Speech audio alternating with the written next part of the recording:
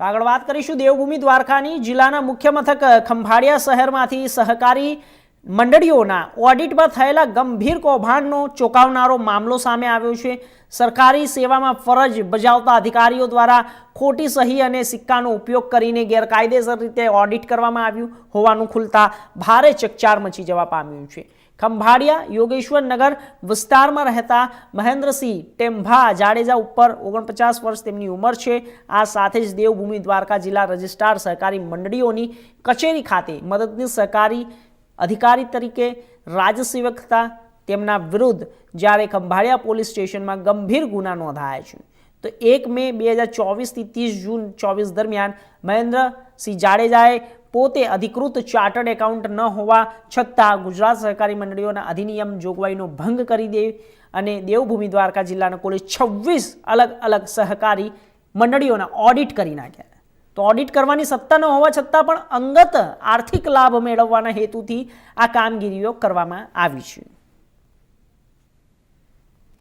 દેવભૂમિ દ્વારકા જિલ્લાના Khambhalia police station ખાતે એક ગુનો નોંધવામાં આવ્યો છે।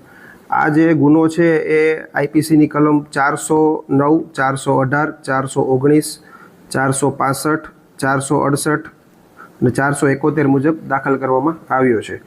આ ગુનાની વિગત એવી છે કે દેવભૂમિ દ્વારકા જિલ્લામાં જે જિલ્લા રજિસ્ટ્રારની કચેરી આવેલી છે ત્યાં આગળ મદદનીશ સહકારી અધિકારી તરીકે શ્રી મહેન્દ્રસિંહ ટેમ્ભા ઝાલા ફરજ બજાવી રહ્યા હતા।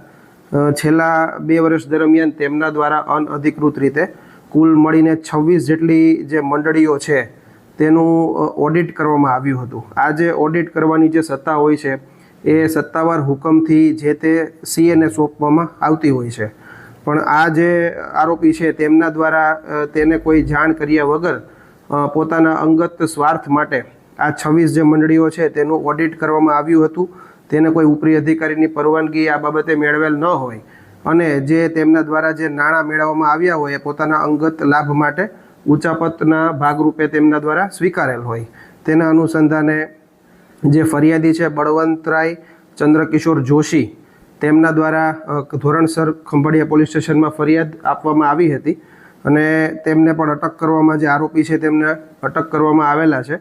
આગળની જે તપાસ છે તે પીએસઆઈ એસો સાંધનાઓ ચલાવી રહ્યા છે। હાલ તપાસ ચાલુ છે। સર, આરોપીએ કેટલાક રૂપિયા વસૂલ્યા છે? અમને જે મુજબ પ્રાથમિક માહિતી મળી છે તે મુજબ એક મંડળીના લગભગ 3000 રૂપિયા તેમના દ્વારા સ્વીકારવામાં આવેલ છે। તેવા લગભગ 26 મંડળીઓ છે જેનું ઓડિટ તેમના દ્વારા ગેરકાયદેસર રીતે કરવામાં આવેલ છે। બાકીની જે વિગતો છે તપાસ દરમિયાન જાણવા મળશે અમને।